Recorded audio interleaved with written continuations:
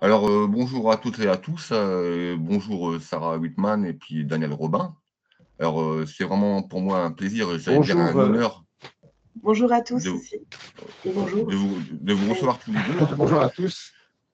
Alors, pour vous présenter Sarah, alors Sarah, souvent on la présente comme, la co-organisatrice de l'Eco-Event, hein, qui s'est déroulé à la Sorbonne en 2023, il me semble. Oui, Mais bon, voilà, mais donc moi, je pense que c'est un petit peu réducteur parce qu'au-delà de ça, Sarah, c'est aussi une enquêtrice de terrain, hein, en France et à tout à l'étranger. fait. C'est aussi quelqu'un qui écrit, qui fait des recherches. Daniel Mhm. Robin, est-ce qu'on devrait le présenter? Oui, parce que Daniel Robin, c'est aussi un grand spécialiste du sujet de l'ufologie, mais pas que, hein, aussi sur d'autres mystères, hein. Il a écrit, par exemple, sur le mystère de Fatima, enfin, le quatrième secret de Fatima, il me semble, Oui, le dernièrement. Fatima. Voilà. Alors, c'est lié à l'ufologie, hein. C'est un Oui, sujet qui est connexe à l'ufologie, on va dire. oui, oui. Ah oui, parce que qu'est-ce qu'ont vu ces enfants? Est-ce qu'ils ont vu, véritablement la Vierge ou ils ont Voilà. vu, une entité non humaine? Alors c'est aussi le débat, je pense, dans ce livre qui est très, très intéressant d'ailleurs. Alors, Daniel a écrit aussi sur les mutilations animales. Donc, on Oui, en parlait, hors antenne, ce serait aussi un thème que j'aimerais bien aborder, hein. Parce qu'ici en France, il y a des thèmes qui ne sont pas forcément abordés, hein. C'est-à-dire que, alors, est-ce que c'est par une volonté de ne pas trop aborder des sujets qui fâchent, ou alors parce que par un manque d'intérêt? Mais moi, bon, que je trouve que l'ufologie, il y a aussi tous ces thèmes-là qui sont importants à aborder. Alors, certains sujets bien sont sûr. des sujets qui fâchent, parce que l'ufologie, c'est pas toujours très, très rose, hein. Et donc, ceux qui ont fait l'expérience de ces intelligences, qui ont rencontré ce genre comment dire ça, de Oui, technologie ou d'entité le savent. Sarah le sait, moi je le sais aussi, parce que ce qui nous unit avec Sarah, c'est que comme elle, moi j'ai aussi expérimenté le phénomène depuis ma petite enfance. Donc voilà. Et donc Intéressant, lorsqu'on ouais. vit ce genre d'événement, on sait qu'il y a des sujets qui fâchent ou alors qu'on pourrait dire qu'ils sont un peu délicats. Donc il y Ouais. a certains de ces Alors, sujets. Oui, hmm. Non, juste ajouter en ce qui concerne les mutilations animales, je ne pense pas que ça soit vraiment un sujet qui fâche en France. Je pense plutôt que c'est un sujet qui n'est pas connu ou mal ou qui, connu. oui, ou Alors, c'est qui vrai que dérange. c'est quelque chose qui dérange aussi, qui est surtout connu, on va dire, dans le monde anglo-saxon et plus particulièrement aux États-Unis. Alors, il y a eu quelques auteurs qui ont écrit des choses fort intéressantes d'ailleurs hein, sur ce sujet, mais c'est vrai qu'en France, c'est un sujet qui est pas connu. Les gens, bon, mutilation animale, en plus, rien que l'expression mutilation animale, voilà, les gens se disent, qu'est-ce que c'est que ça bon, je sais pas. Mais c'est vrai que c'est un sujet qui mériterait d'être plus développé, plus exposé à la communauté ufologique française, ça c'est sûr. d'accord, oui, parce que c'est un thème qui est quand même assez récurrent aux États-Unis, c'est vrai, parce que bon, il y a eu beaucoup de cas aussi de mutilation animale dans ce pays, mais il n'y a pas qu'aux États-Unis. Les gens ne savent pas, c'est que également en Europe, hein, il y a aussi des cas de Oui, mutilation animale. c'est vrai. Voilà. Ouais. Oui, Tout à tout fait, à fait. oui. C'est compliqué d'enquêter sur ce sujet aussi directement sur place avec les fermiers, de rentrer en lien avec eux, de faire aussi des analyses biologiques quand on n'a pas de laboratoire, à qui est-ce qu'on s'adresse, etc. C'est toujours plus compliqué d'enquêter pour un enquêteur indépendant. C'est C'est sûr, c'est sûr. reste une question difficile à. En France, il y a eu des cas impliquant des ovins, ce qu'on appelle des ovins, c'est-à-dire des moutons. Il y a eu Les pas mal moutons. de cas de mutilation, de morts mystérieuses concernant des moutons. D'accord, d'accord, d'accord. Et donc, alors ce soir, on va aussi aborder beaucoup de thématiques, hein, parce que bon, un livre à paraître, hein, OVNI, briser le silence, la déclaration des lanceurs d'alerte, il y a aussi quoi, l'intelligence non humaine, l'IA aussi, c'est un sujet qui est important aussi, l'IA, et Ouais. la technologie ou les armes ultra high-tech. Alors là, il y a beaucoup à dire, je pense, déjà dans le titre de l'ouvrage. Alors, quel a été, Daniel et Sarah, en fait, le déclic pour écrire ce livre? Comment est-ce que le projet est venu à être réalisé, en fait? Ouais, je vais laisser Daniel expliquer puisque c'est lui qui est venu vers moi Bah, pour ça. écoute, déjà le titre, c'est Sarah qui l'a trouvé. Elle m'avait D'accord, proposé au moins une vingtaine de titres en anglais. ok. Et franchement, OVNI, briser le silence, j'ai flashé, hein. J'ai dit, oui, effectivement, c'est bien le sujet de notre livre. Donc, le titre du livre revient à Sarah. En fait, ça a commencé il y a déjà quand même, ça a commencé, c'était en 2024, hein, je crois, Sarah, hein. Donc, si tu veux, bon, on discutait comme ça, on échangeait par mail, par téléphone, etc. Puis ça prenait de l'ampleur, quoi. Puis je voyais que on accumulait des infos et que Sarah, bon, qui connaît très très bien l'ufologie américaine, anglo-saxonne, avait des informations que nous, on n'a pas en France. Oui. Donc, au fil des conversations, des échanges, on a accumulé beaucoup d'informations. Puis je me suis dit, à un moment donné, bon, ça serait bête que toutes ces infos soient perdues et que, bon, ça reste entre nous, quoi. Donc, j'ai émis l'idée qu'on pourrait partager à la communauté ufologique française toutes les informations qu'on a accumulées au fil des conversations et des échanges. Donc, ça représente quand même une somme d'informations très importante, hein. Le livre, il fait 320 pages. 320 pages. Et on est obligé d'en écrire un deuxième, d'ailleurs, parce qu'il y a encore trop d'infos. Eh ben oui, parce que le sujet est tellement vaste, tellement compliqué, et en plus ça se ramifie. Donc là, on envisage effectivement d'écrire un second volume, une suite à ce premier livre, qui est déjà quand même, au niveau des informations qui sont révélées, il y a vraiment une somme d'informations colossale. Il y a énormément d'informations dans ce livre. Ah oui, c'est assez extraordinaire. Alors, moi, ce que je retiens, c'est que Daniel, tu disais que tu as voulu mettre à disposition du public ufologique français des informations, ce qui est exactement en fait l'objectif de UAP Investigation, c'est-à-dire de rassembler des données et de les partager. Et donc des données souvent de première main ou alors qui émanent du domaine du scientifique. Voilà quoi. Et donc, votre projet est carrément dans la droite ligne de ce que propose UAP Investigation. C'est pour ça que je suis très heureux de vous recevoir tous les deux aujourd'hui, parce que j'aime votre travail à tous les deux. Et Daniel, moi, je te suis aussi depuis un certain temps. Voilà quoi. Et donc, ce soir, on va parler, oui, alors, briser le silence. Alors, est-ce que tu pourrais, Sarah, nous parler un petit peu de ce titre, de quel silence que l'on parle et alors voilà, derrière ce silence, qu'est-ce qui se cache? C'est-à-dire qu'il y a clairement, en fait, depuis des décennies maintenant, des complexes militaro-industriels, des gens au sein du gouvernement, du Pentagone américain notamment, qui cachent énormément d'informations sur le sujet des UAP. Il y a eu ils le cachent au point de menacer de mort, au point de mettre des gens en danger, etc., même de tuer aussi parfois, d'assassiner des gens.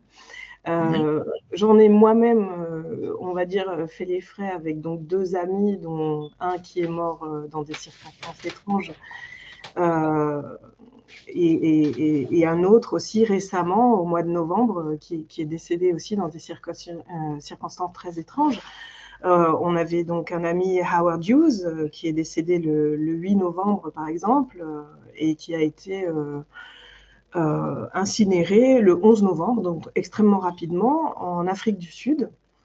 Et on ne sait absolument pas quelles sont les circonstances de son décès. On sait c'est une légende en Angleterre sur le sujet des UAP. C'est quelqu'un qui faisait des recherches de terrain, donc il est parti en Afrique du Sud pour ça. Et malheureusement, voilà, il est décédé. Ce qui est étrange, c'est que par exemple, son émission s'appelait Inexpliqué. Et en fait, sur son certificat de décès, il y a marqué mort inexpliquée. Inexpliqué, d'accord. Donc, on ne connaît pas la circonstance. Non, on ne connaît absolument pas. On sait juste que ça a été vite emballé, c'est-à-dire qu'ils l'ont très vite incinéré, il n'y a pas eu d'autopsie, rien. La famille n'a pas été mise au courant immédiatement. Elle a été mise au courant une fois que les funérailles ont eu lieu. Donc voilà. Il y a souvent ces circonstances aussi qui sont en rapport avec le phénomène. Et donc, à un moment donné, il y a aussi un ras-le-bol. Il est peut-être temps de briser le silence sur le sujet des UAP, parce qu'il y a aussi un ras-le-bol auprès des gens de l'US Air Force, aux gens de personnel en fait militaire qui qui ont subi des abductions, qui ont eu des implants, qui ont été menacés de mort. Et il y a un ras-le-bol aussi de leur côté, et c'est tout à fait compréhensible. Oui, alors il y a plusieurs personnes qui évoquent cela, hein, notamment Louis Elizondo. David Grosch aussi avoue avoir subi des menaces et des pressions. Tout à fait. Oui, et donc la plupart des lanceurs d'alerte aussi évoquent cette réalité qui est quand même triste, c'est-à-dire que derrière la thématique des pans, des ovnis, se cachent aussi des gens qui n'hésitent pas à intimider et même à tuer des gens pour pouvoir justement maintenir le secret. Et je trouve que ça, c'est quelque chose qui est quand même assez troublant, hein. Et c'est pour ça qu'outre-Atlantique, on essaye maintenant de protéger les lanceurs d'alerte, tant bien que mal, de faire passer des amendements qui peuvent protéger ces personnes, en fait. Mais est-ce que c'est suffisant? Est-ce que c'est véritablement effectif? Est-ce qu'il y a vraiment comment dire, une protection des lanceurs d'alerte et des gens qui abordent le sujet ici ou alors à l'étranger? Alors, ils ont mis en place une protection juridique, certes, mais c'est pas suffisant. Effectivement, quand on voit qu'il y a des dossiers confidentiels médicaux comme celui de David Grush qui a été mis en ligne sur ses PTSD, ses traumas, en fait, Oui, c'est ça, oui. ce dossier médical n'avait strictement, c'est illégal de pouvoir balancer ce genre de choses comme ça sur le net. Et donc, en fait, il y a eu énormément de... Non, c'est pas si évident que ça. Ils sont encore menacés à l'heure actuelle. Et donc, il y a plusieurs factions au sein du Pentagone, en fait. C'est là où ça devient très compliqué. Parce que il y a les complexes militaro-industriels qui sont contractualisés par des services secrets, les services de renseignement. Il y a toutes sortes de factions différentes les unes aux autres et ils se font des guerres internes. Donc, ça devient très compliqué de savoir qui est qui dit quoi. Est-ce que celui-ci dit la vérité, l'autre fait de la désinformation? C'est très complexe parce qu'il y a des désinformateurs en ligne en permanence qui désinforment constamment et qui sont payés pour ça en plus. Donc, c'est là où c'est très difficile de tirer le fil de cette grosse pelote de laine, en fait, de la divulgation actuelle. On a perdu Daniel, je te vois plus, Daniel. Tu es là? Ah, oui, je suis là. D'accord. Moi, je vous vois. Tu m'entends?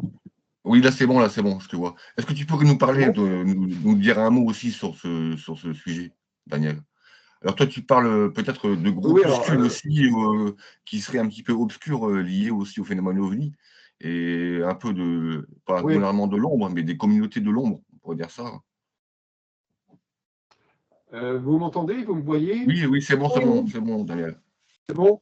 Oui, alors, quand on lit son texte concernant les dangers liés à la divulgation, j'ai été très impressionné. Franchement, alors je me doutais que, souvent, il y avait des pressions qui étaient exercées sur les ufologues et sur les lanceurs d'alerte, mais je ne pensais pas que ça allait jusque-là. Parce que dans le livre commence par ça. Parce que vraiment, j'ai trouvé que c'était impressionnant et qu'il fallait que les gens sachent exactement que lorsqu'on s'intéresse à un certain niveau à l'ufologie et aux UAP, eh bien, ça peut être dangereux. Ça peut être même mortel, comme le dit très justement Sarah. Donc, j'ai vraiment décidé que le chapitre concernant ce sujet soit en début de livre, comme une espèce d'alerte au lecteur. Ça, c'est un sujet très important parce que, comme le dit Sarah, eh bien, il y a une pression qui est exercée, une pression assez forte, qui est exercée sur les lanceurs d'alerte et tous ceux qui essayent de dire des choses un petit peu secrètes concernant les ovnis. Donc, ça m'a paru important de le mettre au début de ce livre. Ouais. Alors bon, je ne sais pas si nous, on subira des pressions, j'en sais rien. Jusqu'à présent, non. En France, on n'est pas aux États-Unis. En France, il ne semble pas que les gens subissent des pressions. Mais aux États-Unis, c'est un vrai sujet, c'est un sujet extrêmement sérieux. Parce qu'il y a des gens qui ont été assassinés. Alors, la question qu'on se pose, c'est que si on est capable d'exercer une pression de cette importance, si on est capable de tuer des gens pour préserver ce secret, ça signifie que ce secret est quand même extrêmement important. Et que ça concerne des choses qui sont extrêmement sensibles au sein de l'appareil du renseignement américain, au sein de l'appareil militaro-industriel. Donc, il y a vraiment un secret extrêmement important qui est gardé et qu'il ne faut surtout pas divulguer. D'accord. Oui, c'est la conclusion que j'en tire. Oui, c'est clair. Alors, est-ce que c'est le secret par lui-même qui ne doit pas être révélé, ou alors c'est ce que le secret cache, c'est-à-dire que est-ce que c'est pas aussi pour cacher certaines exactions qui ont été commises depuis au moins 70 ans ou 80 ans, pour du temps, parce qu'il y a tellement peut-être comment on dit, de cadavres qu'on sort du placard maintenant, que si on disait tout ce qui a été commis ou tout ce qui a été fait pour conserver ce secret-là, c'est ça aussi qui blesse un petit peu dans le sujet. Je En pense que fait, voilà. les exactions, elles ont été commises dans le but de préserver ce secret. La désinformation a été, ils ont mis en place pour préserver ce secret. Je pense qu'au sein de l'État américain, peut-être de l'État profond américain, il y a un certain nombre de personnes, qu'on peut appeler de différentes façons, connaissent ce secret et ne veulent surtout pas le partager. Alors, qu'est-ce que c'est que ce secret? Alors, une des pistes, je pense que c'est lié à la technologie, c'est-à-dire que les Américains veulent conserver une certaine avance au niveau technologique et qu'ils auraient même cette avance technologique. Et que cette avance technologique serait issue de ce qu'on appelle la rétro-ingénierie, faite à partir de récupération d'ovnis qui se seraient crashés, accidentés. Voilà. Donc je pense qu'il y a un vrai secret. Alors nous, on essaye un petit peu de cerner ce secret en utilisant, enfin en suivant plusieurs pistes. Mais est-ce qu'on l'a percé? Je n'en sais rien. Alors, on a quand même évolué parce que lorsqu'on voit les déclarations de David Grush devant le Congrès qui affirme avoir comment dire, entendu, enfin, ou alors 40 témoins, je pense, c'est ça, alors qui travaillent ou qui ont travaillé dans des programmes justement de récupération de technologie et d'entités non humaines. Et donc, mais à cette époque-là, lui, il n'a pas vu directement soit ces technologies ou alors ces entités. Et maintenant, on se retrouve avec des lanceurs d'alerte qui, eux, par contre, ont travaillé ou affirment avoir travaillé dans ces programmes de récupération de pans. Et notamment, enfin, pour le gouvernement, mais aussi pour des sociétés privées, telles que des entreprises peut-être dans l'aéronautique ou alors des entreprises qui sont même très connues, hein, on ne va pas les citer, mais bon, voilà quoi. Donc là, il y a quand même une certaine évolution, je pense, dans la thématique. Et que là, on a de plus en plus d'éléments d'information qui commencent à nous laisser entrevoir ce qui se passe derrière, dans les coulisses. Oui, oui, tout à fait. Très Mais juste. c'est vrai ouais, très juste, effectivement. Et c'est vrai que c'est un petit peu un sac de nœuds à essayer de savoir, justement, essayer de retrouver, de tirer les fils, de comprendre. Alors, c'est vrai que nous, on le fait de manière modestement, en fait, à notre niveau et avec les possibilités qu'on a, les possibilités de renseignement et d'information qu'on a, de discuter. Bon, des fois, je discute avec des gens de l'US Air Force ou avec des gens de la Royal Air Force, etc., qui me permettent d'obtenir quelques informations. Mais aussi, il y a des recherches notamment donc, sur ce qui est dit aussi par ces lanceurs d'alerte. Il y a aussi des livres qui sont très intéressants aux États-Unis et puis dans d'autres pays aussi qui parlent de tout ça. Et c'est vrai que c'est pas évident de tirer le fil parce que c'est justement, il y a des gens qui ne veulent pas de cette divulgation. Donc voilà, donc ça crée des doutes aussi sur qui est derrière cette divulgation, parce qu'apparemment, elle est tout de même assez programmée. D'après ce que dit Luis Elizondo, ce que disent d'autres personnes aussi, ça semble être programmé. Donc, c'est un groupe de personnalités, de hauts officiers au sein du Pentagone qui ont décidé de faire ce pas de la divulgation. Mais pourquoi? Qui se cache derrière? Pour quelles raisons maintenant? Apparemment, quelque chose pousse à la question. Donc voilà, on essaye d'y répondre à travers justement ce livre. Et il y a certainement encore d'autres choses qui vont sortir, d'autres recoupements à faire. L'information est continue, on peut le dire, depuis au moins 2017-2019. 7 ans continu, ça fait maintenant plus de 8 ans. Enfin bref, ça fait 8 ans, quoi, quasiment 7-8 ans. Et c'est vrai que c'est un peu une première dans la divulgation, du moins côté américain. Et encore une fois, pourquoi ça vient que des États-Unis aussi? Parce que c'est vrai que pour Voilà. l'instant, les autres pays ne bougent pas vraiment. Pourtant, on sait que la rétro-ingénierie, il y a aussi, les Russes sont pas en reste.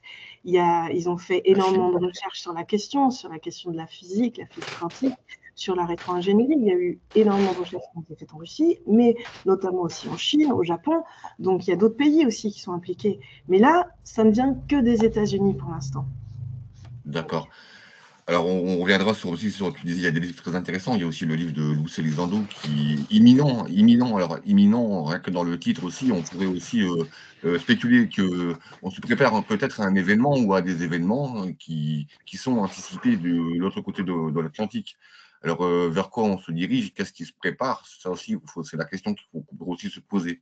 Alors, ceux qui ont eu des expériences avec les intelligences non humaines, on ressent aussi ça. Alors, ma fille qui est aussi qui a fait ses expériences aussi, lorsqu'on parle, on se dit, mais on a l'impression qu'on se prépare à quelque chose. Mais à quoi? Attention, on n'en sait rien du tout. Voilà quoi. Oui, Et on sent qu'il y a quelque chose qui... Oui, Daniel. Non, vas-y. Non, vas-y, tu voulais dire. Oui, en fait, lorsqu'on a écrit ce livre, on était partagé, enfin moi j'étais partagé entre deux attitudes concernant ce qu'on appelle la révélation américaine. Alors, il y a deux possibilités, ou peut-être trois possibilités. Une de ces possibilités, c'est que les lanceurs d'alerte, ils ont rompu avec un système qui a été mis en place, un système de désinformation. Et donc, eux, ils ont dit, ils ont eu des informations, ils se sont dit, bon, ça serait dommage que ces informations ne soient pas partagées. Donc, ils se sont en quelque sorte échappés du système et ils ont divulgué certaines informations qui, normalement, ne devaient pas être divulguées. Donc, oui. ils ont pris des risques, et c'est des gens qui, a priori, sont courageux. Et puis, l'autre attitude, c'est de dire, et c'est ce qu'a dit Sarah, en fait, c'est peut-être quelque chose qui est sciemment programmé. C'est-à-dire qu'on peut imaginer que les lanceurs d'alerte sont des gens qu'on a, en quelque sorte, missionnés ou qui sont utilisés par ces gens un peu secrets, par cette organisation un peu secrète qui gère les problèmes des OVNI, et qui, ça fait partie d'un plan de la divulgation. Donc voilà, on est un petit peu partagé parce que, comme le dit Sarah, ça vient toujours des services secrets, ça vient toujours des services de renseignement et ça vient toujours de l'armée. Donc voilà, on se pose des questions à ce sujet. Ensuite, ce qui apparaît actuellement, alors il y a d'un côté ce qui nous paraît totalement fantastique et même issu de la SF, mais qui semble être vrai, et d'un autre côté aussi des informations un peu plus sombres, comme l'utilisation d'enfants qui ont des capacités un petit peu augmentées pour pouvoir justement interfacer avec la technologie des Nashi ou avec les entités elles-mêmes. Ou alors le fait qu'il semblerait qu'aussi on est tenté ou qu'on essaye d'abattre ces engins pour pouvoir les récupérer. Et donc, si c'est avéré, donc c'est quand même très dangereux, quoi. Et donc, on peut aussi se poser des questions là-dessus, quoi. C'est-à-dire que, est-ce que c'est pas aussi dans l'urgence parce qu'on a commis des choses et qu'on ne sait pas comment faire maintenant pour pouvoir rattraper le coup? Ou voilà, quoi. Tu vois ce que je veux dire, Sarah? C'est vrai qu'il y a aussi le scénario catastrophe dont ils ont peur, c'est-à-dire d'une divulgation un petit peu à la dernière minute qui va faire que personne n'est préparé, mais préparé à quoi? C'est la question, puisque pour l'instant, il y a eu des rumeurs, on ne sait pas trop où ils veulent en venir, parce qu'il y en a qui crient au loup Blue Beam, il y en a d'autres qui vont crier au loup sur une totale désinformation, puis finalement ça va retomber. Il y en a d'autres, bon là ça fait quand même 7-8 ans, donc à mon avis ils ne sont pas prêts de lâcher l'affaire. Bon après ça s'est déjà vu dans le passé, mais pas sur une aussi longue durée quand même. Hein. Mais donc j'ai vraiment l'impression qu'ils veulent aboutir à quelque chose. Maintenant, jusqu'où est-ce qu'ils veulent aller? Pour quelles raisons? Ça reste à déterminer encore aujourd'hui, quoi. Hein. Et tu parles de programmes aussi. C'est vrai qu'il y a eu des programmes assez occultes aussi dans tous ces domaines. qui restent encore occultes. On a de temps en temps des bribes d'informations qui parlent de programmes qui ont été dirigés sur l'étude parapsychologique, sur l'occultisme. Il y a beaucoup de choses aussi qui sont attraits à ça et qui restent effectivement assez sombres quand on voit qu'on a un Jack Parsons, par exemple, qui s'occupait des fusées, en fait, qui étudiait les fusées, mais qui était aussi connu comme étant l'homme des sciences occultes, Oui, qui faisait des choses aussi avec Aleister Crowley ou des expérimentations aussi, notamment avec la scientologie. C'est vrai qu'on peut se poser de sérieuses questions sur qui sont derrière tous ces programmes de recherche et puis toutes les choses qu'ils ont très certainement à cacher aussi sur ce qui a été fait, même avant Stargate, avant le oui, remodeling, etc. Il y a des expérimentations qui ont été faites. On connaît tous MK Ultra, on connaît aussi les exactement. programmes. Il y a d'autres programmes puisqu'ils changent de nom à chaque fois, donc c'est très Alors, compliqué. à savoir que tout de suite après la guerre, on essaie d'extraire des scientifiques qui sont allemands, hein, des nazis, hein, on va appeler ça comme ça. Et donc, par exemple, c'est l'opération Paperclip, où on essaie de rapatrier certains savants allemands pour pouvoir justement travailler sur des programmes tels que la NASA ou des programmes de fusées. Hein. Alors, ce sont des scientifiques qui travaillaient sur les fameuses fusées V2 en Allemagne, hein, qu'on connaît V1, V2, et qu'on a fait venir aux États-Unis, même en Europe, un peu partout, même en Russie, pour pouvoir travailler sur les programmes spatiaux. Mais il y a aussi, alors ça c'est la version un petit peu soft, mais la version un petit peu occulte, c'est que certains scientifiques travaillaient eux sur la conscience, sur des programmes qui utilisent des drogues, la manipulation mentale, le lavage de cerveau, et que Et c'est toujours après, utilisé, hein, c'est toujours ouais, utilisé. exactement. Les Et donc psychopathes. en 47, on signe les accords de Nuremberg, hein, donc voilà, de Nuremberg, où on, comment dire, on met un petit peu, on dit que ben, telle expérimentation, c'est pas bien, on essaie de clarifier un petit peu les choses, qu'il ne faut pas faire ça, il ne faut pas faire ça. Et on voit que tout de suite après, aux États-Unis, ben, c'est tout à fait le contraire. C'est-à-dire qu'on inocule des virus en Afrique à des populations civiles, on va chercher les indigents dans les rues, dans les prisons, et puis même les enfants, pour pouvoir aussi travailler sur le cerveau, sur la conscience. On leur inocule des drogues psychotropes pour pouvoir aussi essayer de peut-être de manipuler aussi l'esprit et d'en faire soit des robots, on va dire, à qui on efface la mémoire, ou soit ou alors des super soldats qui vont pouvoir aller tuer sans même voilà, s'en rendre compte, quoi. Et donc, il y a ça aussi qui. Je pense que ça, ce sont des sujets qui sont connexes aussi. Parce que là, on peut voir maintenant que. Alors, Jacob Barber, le fameux lanceur d'alerte, parle maintenant d'agents psioniques, c'est-à-dire des gens qui ont été formés, qui ont des capacités afin d'interférer avec la technologie des pans et des entités non humaines. Est-ce que tu pourrais nous parler de ça, Daniel et Sarah? Je voulais ajouter quelque chose concernant ce qu'a dit Sarah. En fait, ça va faire l'objet du deuxième tome qui suit le livre qui va être publié.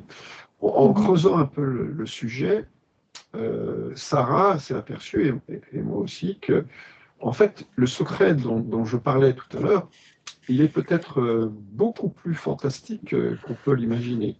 Alors certes, il y a une question de technologie, de récupération de technologie, pour avoir une suprématie, surtout au niveau militaire, hein, par rapport aux autres puissances, surtout par rapport à la Chine. Mais il y a un autre secret, c'est qu'on s'est aperçu qu'il y avait une dimension psychique. C'est-à-dire que ceux qui s'intéressaient aux ovnis, ils ont très vite compris que le phénomène ovni, ce n'est pas simplement des objets matériels qui se déplacent dans l'atmosphère, qui atterrissent, etc.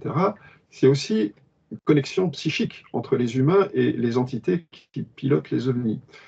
Donc on s'est aperçu qu'il y avait une dimension, je dirais, occulte, une dimension occulte au phénomène ovni, et qu'il y a peut-être, alors, sous toute réserve, des organisations occultes au sein du gouvernement américain, peut-être, au sein de la NASA. Sarah a découvert des choses un peu bizarres concernant la NASA, notamment des logos, les logos qui représentent par exemple le sphinx surmonté d'une étoile. On se demande ce que vient faire le sphinx surmonté d'une étoile par rapport à la NASA. Il y a une dimension qui semble liée à l'occulte et aussi aux sociétés secrètes. Et ça va parler d'Aleister Crowley. Alors, Aleister Crowley est connu parce qu'il se faisait appeler 666 la bête. Et lui, il était ouvertement satanique. Hein. Il a créé plusieurs organisations qui pratiquaient la magie noire, la magie cérémonielle, etc. Donc, petit à petit, on s'est demandé s'il n'y avait pas quelque chose lié aux sociétés secrètes, à la magie et à la liturgie, à la magie noire, en lien avec les ovnis, tu vois. Donc, en ce moment, on est sur ce sujet, on essaye de creuser et de trouver des informations. Donc, tu vois, le secret, en fait, il est beaucoup plus extraordinaire que ce qu'on pourrait imaginer à première vue. Donc, Crowley, oui, qu'il a fondé, je pense, la Golden Dawn, ou quelque chose comme ça, et qui, lui... Alors, il a fait partie... Il en a fait partie, oui, mais il ne l'a pas fondé. D'accord. Et donc, lui, il raconte qu'il a été en Égypte à un moment, et qui est alors sous l'effet de la mescaline, je pense, qu'il a rencontré une entité non humaine. Ouais, voilà quoi. Donc, oui, donc... C'était un héroïque global. Oui, il était complètement drogué, Aleister Crowley. Donc, c'est vrai qu'il y a énormément de... c'est que souvent, ces gens-là... Oui. Oui. J'entends plus. Ah, moi, ouais. Des fois, oui. Ouais. C'est bon, là, je t'entends, Daniel. Tu nous entends? Oui, vous m'entendez? Oui, c'est bon. C'est bon, oui. Oui, je voulais dire que souvent, ces gens-là, par exemple, Aleister Crowley ou même Gurdjieff. Oui, Gurdjieff. Ça frise. Ouais, ce sont des gens qui font partie. Ça bug un petit peu. Ouais. Il faudra que tu fasses un montage. Ouais. Attends, parce que tu vois, des fois, on te perd. Je vous entends. Ouais, non, moi, je t'entends aussi, ouais. Mais des fois, on perd l'image un peu. Je regarde ma connexion. Ouais. Je pense que c'est ta connexion, Daniel. Bonne, hein. Ah, d'accord, ok. C'est bizarre. C'est curieux, ouais, je sais pas. Ouais. Non, on t'entend. Vous m'entendez, là? Oui, c'est bon, oui. C'est bon? Oui.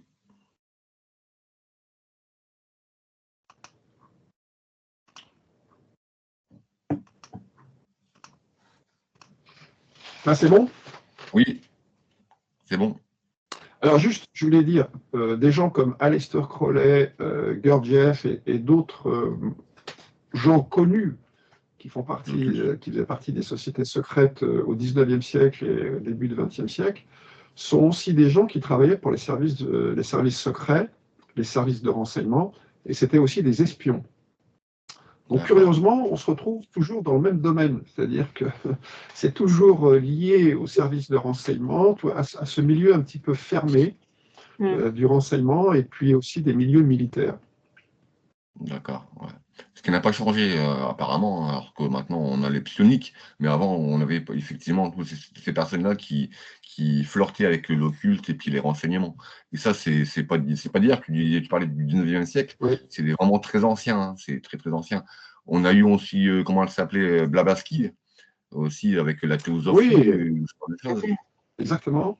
Tout à fait, Blavatsky, la société théosophique. Et ensuite, on a... C'est pas forcément américain, hein, pardon. C'est pas forcément américain, parce que les premiers, c'était les Russes à travailler sur ce type de recherche, justement, et d'études au niveau parapsychologique, au niveau occultisme. C'est un petit peu... la racine vient un peu de Russie. D'ailleurs, il y a eu une collaboration entre Russes et USA à un moment donné. Hein. Je pense que, par exemple, le projet Stargate, c'est un petit peu une réaction justement au programme russe. Alors, les États-Unis ont eu vent que les Russes travaillent sur ce domaine-là, et donc peut-être qu'ils ont développé ce programme Stargate en réaction justement au projet russe, pour dire, vous voyez, nous aussi, on a des programmes qui sont de cet ordre-là. Ça pourrait être aussi très plausible. Bon, après, il y a plusieurs ramifications, il y a plusieurs choses qui se sont mis à travailler sur le sujet. Après, il est possible aussi qu'à l'époque, ils ne connaissaient que l'occultisme, et puis pour se rendre compte qu'au final, ce qu'on dit être paranormal est plutôt en rapport avec la physique, et que c'est pas forcément de la magie, mais c'est plutôt de la science. Et que donc il y a encore beaucoup d'études à faire sur le sujet scientifique et de la physique quantique, etc., pour comprendre ces mondes interdimensionnels. On entend bien David Grush parler d'être interdimensionnel. On parle donc de différentes dimensions, et c'est là où ça devient de plus en plus complexe aussi à comprendre, puisqu'on n'est qu'à l'aube en fait de la compréhension de cette physique. Enfin, du moins officiellement, peut-être qu'effectivement, certains organismes militaires ou gouvernementaux ou expérimentaux ont fait un bond de peut-être 10 à 20 ans sur ça, comparé à la science officielle qu'on a aujourd'hui, quoi. Oui, oui. Donc on parle beaucoup de conscience, tout ça actuellement. Alors il y a aussi Philippe Guillemant et notre ami Eric Zurcher qui ont travaillé là-dessus avec la métaphysique des ovnis. Donc oui, c'est vrai il me semble qu'on soit à l'aube de grandes découvertes dans le domaine à la fois de la physique quantique des particules, mais aussi dans celui de la conscience, et que les deux domaines sont connexes, qui sont liés, et qui est aussi lié peut-être aussi au Pan, ou au Nashi, aux intelligences non humaines. Bah, apparemment c'est le cas, hein. Si tu regardes, toi, t'es un expérimentateur, Yoann. Tu vois, Oui, comme moi, on a eu des rencontres rapprochées, on voit bien qu'il y a des modifications de conscience, qu'il y a des exactement. effets dose, que ces êtres traversent les murs, traversent les portes, les fenêtres, qu'ils ne semblent pas être du tout dérangés par notre réalité. Et donc c'est sûr que ça dépasse un peu l'entendement, c'est au-delà de notre réalité. Donc c'est là où est la complexité du sujet aussi. C'est sûr. Donc oui, il y a peut-être des actions on peut sentir comment dire, cette action sur l'espace-temps, alors qu'on fait des expériences avec ces entités, on peut voir que le temps n'est plus le même, la gestion de l'espace n'est plus la même. On passe d'une réalité à une autre par un état de conscience qui est très particulier, hein, qu'on appelle un état de conscience modifié. Et tout ça, oui, c'est connexe aussi avec les domaines de la conscience. On s'en rend de plus en plus compte, en fait. Et je pense qu'il y a beaucoup d'études qui ont été faites par rapport à tout ça, quoi, par rapport à cette réalité. Et voilà, et puis bon, on parle de physique quantique, il y a aussi cette notion de l'espace et du temps, voilà, et de la conscience, hein. Donc il y a des gens tels que Robert Penrose et Stuart Hameroff qui ont justement travaillé sur la conscience quantique. Et comme quoi, la conscience pourrait être créée par justement des processus qui sont de l'ordre de la physique quantique, dans les microtubules du cerveau. Tout à fait. Et c'est pour ça qu'il faut y aller prudemment et à tâtons dans ce domaine, parce que justement, c'est extrêmement complexe. Il y a énormément de choses à prendre en compte. Et c'est pas évident, puisque ça dépasse notre réalité, hein. Bien sûr. Et en discutant en off ensemble, nous on se le disait, mais qu'est-ce qu'on voit lorsqu'on a ces expériences-là? Est-ce que c'est vraiment réel? Est-ce que ce qu'on voit, c'est ce qui est là ou pas? Et donc c'est toute la question aussi, hein, parce que bon, il y a non seulement de la manipulation du côté des humains, enfin des renseignements d'un côté, mais je pense qu'il y a aussi beaucoup de manipulation de l'autre côté par ces entités elles-mêmes, qui peuvent nous faire voir et entendre un petit peu n'importe quoi. Enfin, ce qu'ils veulent bien nous laisser entendre et voir. Il y a une certaine illusivité dans le phénomène qu'on ne peut pas ignorer. Mm. Daniel, est-ce Daniel? que tu peux... Juste rajouter un mot par rapport. Vous m'entendez? Oui, Vous m'entendez? oui, oui, on D'accord. t'entend. Juste rajouter un mot par rapport aux recherches parapsychiques, parapsychologiques. C'est vrai que les Russes ont fait des recherches extrêmement poussées dans le domaine du paranormal, de la télépathie, de la vision à distance, et aussi la CIA. Et la CIA a beaucoup utilisé ce qu'on appelle le remote viewing. D'ailleurs, dans notre livre, il y a un chapitre consacré à ce sujet, avec un témoignage de Fabrice Bonvin, hein, qui est, je dirais, un des meilleurs spécialistes du remote viewing en France. Et ils ont obtenu des résultats quand même assez extraordinaires, Donc, hein, de vision à distance. Fabrice Bobovin qu'on salue, qui est aussi un très bon ufologue et qui a une école aussi qui est du remote viewing, hein. Fabrice Bobovin Oui. qui est suisse, il me semble, suisse francophone. Donc on a la chance en Suisse, France, ouais. Il est suisse. ouais, on a la chance quand même d'avoir un francophone qui connaît très bien le sujet. Et donc, c'est aussi une richesse aussi chez nous. Quand je disais qu'on a des personnes ici en France, et même des francophones qui ont beaucoup de compétences, hein, dans des domaines très différents. Mais Fabrice, lui, connaît beaucoup ce sujet. D'ailleurs, il a participé à un ouvrage qu'on appelle OVNI et conscience, il me semble, où il parle un petit peu de cette thématique. Oui, Fabrice, il essaie de promouvoir ce qu'on appelle les... Oui, ça. Oui, non, je disais, il a écrit aussi La science de l'intuition. C'est Oui, ça. ça, ouais. Et D'accord. Fabrice essaye de promouvoir ce qu'on appelle les rencontres rapprochées du 5e type, c'est-à-dire des rencontres rapprochées. Alors, c'est pas l'OVNI qui cherche à contacter le témoin, c'est le témoin, enfin la personne, l'être humain qui cherche à contacter l'OVNI, avec des méthodes de méditation, de recueillement dans des lieux, etc., particuliers. Et donc, il a déjà expérimenté un protocole, c'est le volume 2 de OVNI et Conscience, dans lequel il expose une méthode pratique pour essayer d'entrer en contact avec des entités, les entités qui pilotent les OVNI. D'ailleurs, on peut se demander si, en ce qui concerne les services de renseignement et les militaires, si ces gens-là n'ont pas essayé aussi d'utiliser ces méthodes pour entrer en contact avec des entités exogènes. Apparemment, Ça aussi, c'est le cas. Hein. Oui. c'est le Excuse-moi, cas. Daniel, c'est effectivement le cas, Non, non, puisque en mais fait, c'est le cas. des gens, des forces spéciales comme Jack Barber qui dit qu'il y a une espèce d'élite militaire quelque part qui pratique ce qui s'appelle ce psionique, psionics en fait, pour essayer d'entrer en contact avec les exogènes.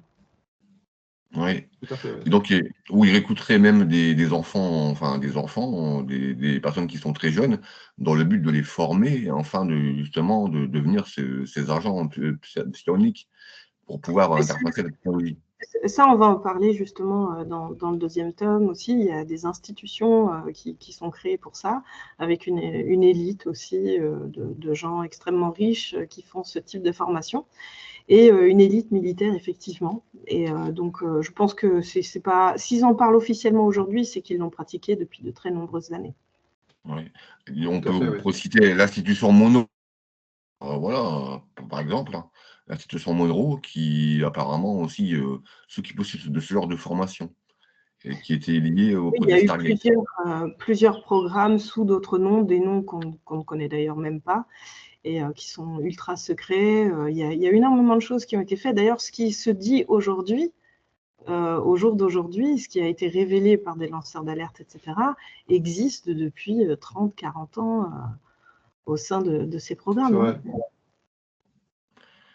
Donc tout ça, Et c'est pas en nouveau. France, en France, je connais quelqu'un qui a travaillé pour la DGSE, et au sein de la DGSE, il y avait un service de remote viewing, et il y avait des gens qui avaient été formés par la CIA, et dont l'objectif était alors il disait de hacker le psychisme des entités exogènes. Donc, alors je me souviens plus du nom de la personne, j'étais en contact avec elle, et il y a vraiment des France, hein, même en France. Oui, oui. Alors moi, je suis en train de justement, je travaille sur des cas là, de alors il y aurait aussi ce qu'on appelle des MyLabs, c'est-à-dire des enlèvements par soit des groupuscules militaires ou paramilitaires, Ouais. mais pas forcément aux États-Unis, mais aussi peut-être en France ou en Europe. Et donc c'est aussi un sujet sur lequel je suis en train de travailler en ce moment, où des gens, j'ai pu recevoir pas mal quelques témoignages qui me poussent à croire que en fait, il y a aussi eu des choses qui ont été faites aussi dans des programmes aussi en Europe. Alors tu parles de la DGSE et on peut aussi parler de la direction du renseignement militaire ou ce genre d'organisation qui, je pense, ont croisé aussi les services de renseignement américains et peut-être russes à un moment ou à un autre, hein. Et donc, alors il ne faut pas croire que c'est qu'aux États-Unis qu'il y a ce genre de programme aussi, quoi. Il pourrait très Non, bien non. y avoir eu Non, ici, ouais. ouais. Oui, Donc la c'est France est en reste. La différence, c'est qu'en France, en fait, par exemple, les laboratoires, les complexes militaro-industriels, etc., sont dépendants du gouvernement français, en fait, de la défense. Tandis qu'aux États-Unis, elles sont privées. Et c'est là la différence aussi, et c'est là tout le problème.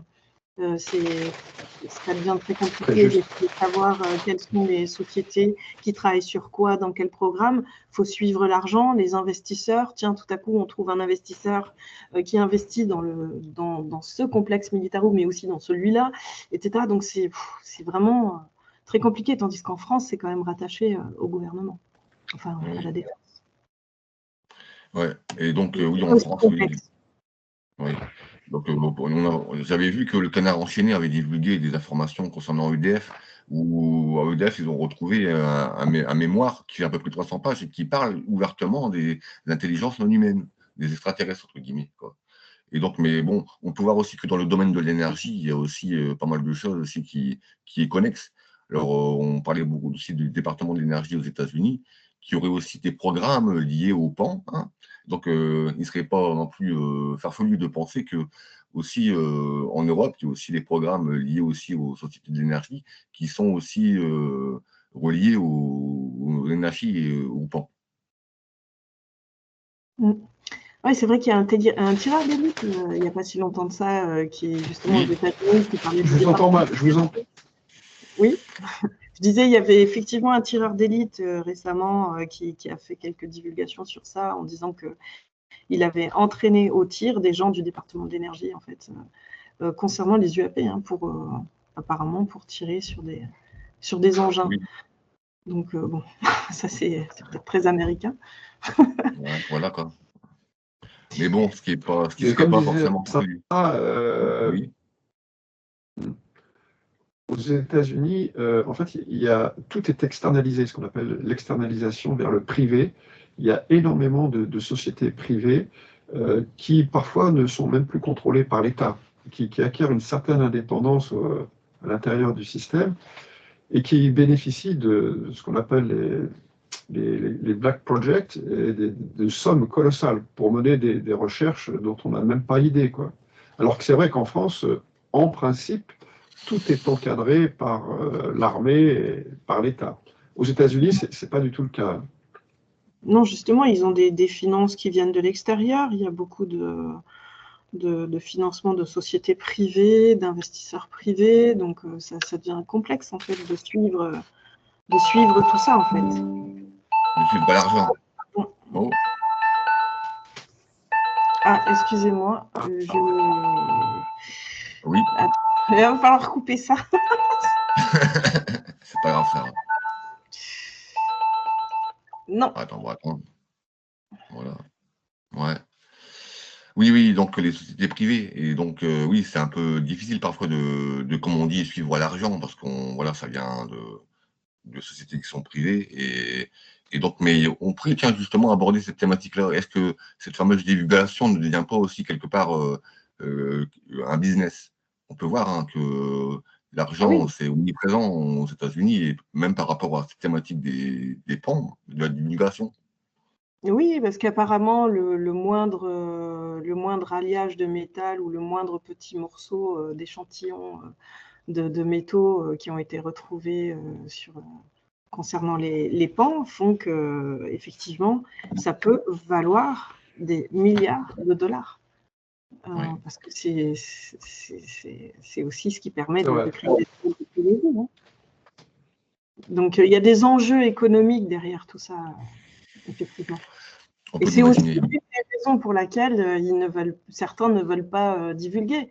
Mais en même temps, il peut y avoir aussi une façon de divulguer, c'est-à-dire de signaler auprès de pays ennemis qu'ils ont ou pourraient posséder des technologies très avancées qui découleraient de rétro-ingénierie. Ça peut être aussi une forme de bluff s'ils n'ont pas réussi à décoder ce type de technologie, ou s'ils ont réussi à décoder une partie et à créer certains prototypes.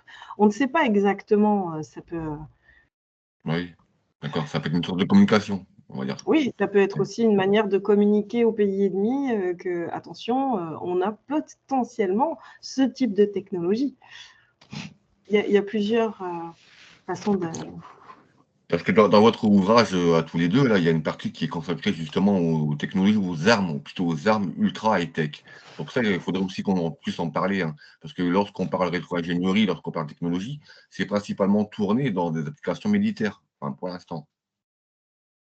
Exactement, oui. Bah oui, effectivement, je veux dire, bon, comme on a affaire au complexe militaro-industriel, au service de renseignement à l'armée, leur principal objectif, c'est de posséder ce que j'appelle dans un des chapitres l'arme absolue. L'arme absolue. C'est-à-dire une arme qui serait invincible et qui pourrait dominer toutes les puissances étrangères, donc que ce soit la Chine, la Russie, quoique maintenant la Russie va peut-être devenir amie avec les États-Unis. Mais voilà, l'objectif pour les militaires, c'est d'avoir l'arme absolue. Est-ce qu'ils y sont parvenus? Peut-être. en tout cas, il est possible qu'à partir d'engins récupérés, et c'est ce que disent tous les lanceurs d'alerte, hein, mais il n'y a pas que David Rush qui le dit. Il y avait aussi, comment il s'appelait, le lieutenant-colonel Corso, qui avait écrit un livre remarquable qui s'appelle Le jour d'après, dans lequel il dévoilait pratiquement tout le système depuis la récupération d'un engin à Roswell, mais pas qu'à Roswell, le fait que cet engin a été étudié, désossé, que les militaires américains et les scientifiques américains aient essayé de comprendre comment il fonctionnait. Peut-être qu'ils ont compris certaines choses. Et ce qui est important, et c'est là où on peut faire le lien avec l'intelligence artificielle et ce que j'appelle l'ère numérique, c'est qu'à l'intérieur de l'engin récupéré à Roswell, et peut-être aussi ailleurs, il y avait ce qu'on appelle des galettes de silicium. Les galettes de silicium, alors à l'époque, c'était en 1947, lorsqu'ils ont récupéré ces galettes de silicium, ils ne savaient pas ce que c'était. Alors ils ont regardé ça avec un microscope et ils se sont aperçus que sur ces galettes de silicium, il y avait des microprocesseurs. Des milliers et des milliers de microprocesseurs. Donc, ils ont procédé à une étude vraiment approfondie de ces microprocesseurs.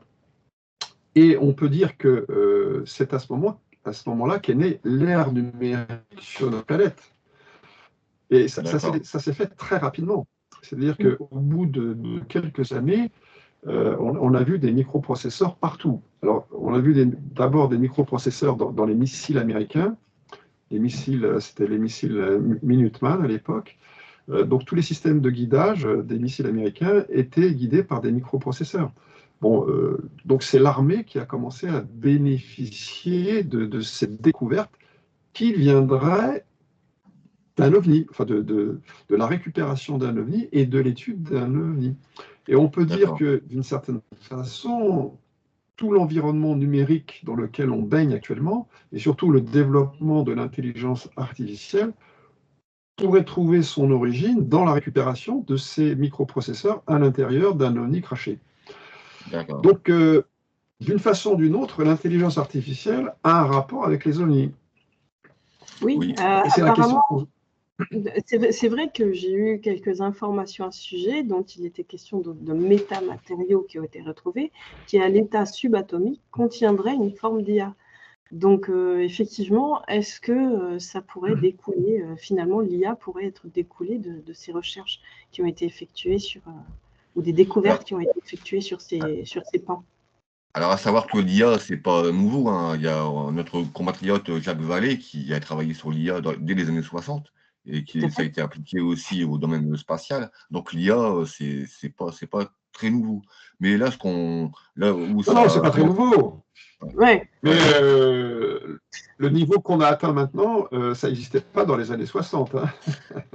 Alors, tu as cité le nom de Jacques Vallée, c'est très intéressant. Parce que Jacques Vallée était un des premiers qui a travaillé sur Internet. Donc, forcément, tout est lié. Et Internet, à l'origine, c'est militaire. C'était ARPANET. C'est ARPANET, oui, par d'ARPA. Oui. ARPANET. Oui, puis en sachant que Jacques Vallée est très au fait des pans aussi, et qu'il a étudié ce sujet depuis de très nombreuses années. Je pense qu'il avait rencontré Alain Hynek pour le projet Blue Book en 1964, si ma mémoire est bonne, sur la base de Wright-Patterson. Donc il a des entrées aussi, des habilitations que très peu de gens ont dans le domaine. C'est ce qui fait de Jacques Vallée un personnage très énigmatique aussi. Aussi, oui. Donc, c'est vrai. Ouais. Et donc, dans votre livre, alors, vous abordez la thématique de l'IA, et donc, vous essayez peut-être de l'appliquer justement, ce qu'on vient d'être dit, par rapport au domaine des pans. Et donc, quelles ont été vos pistes de travail concernant cette partie du livre sur l'IA? Sur l'IA, je laisse Daniel. Oui, en fait, c'est ce que j'expliquais tout à l'heure. Hein.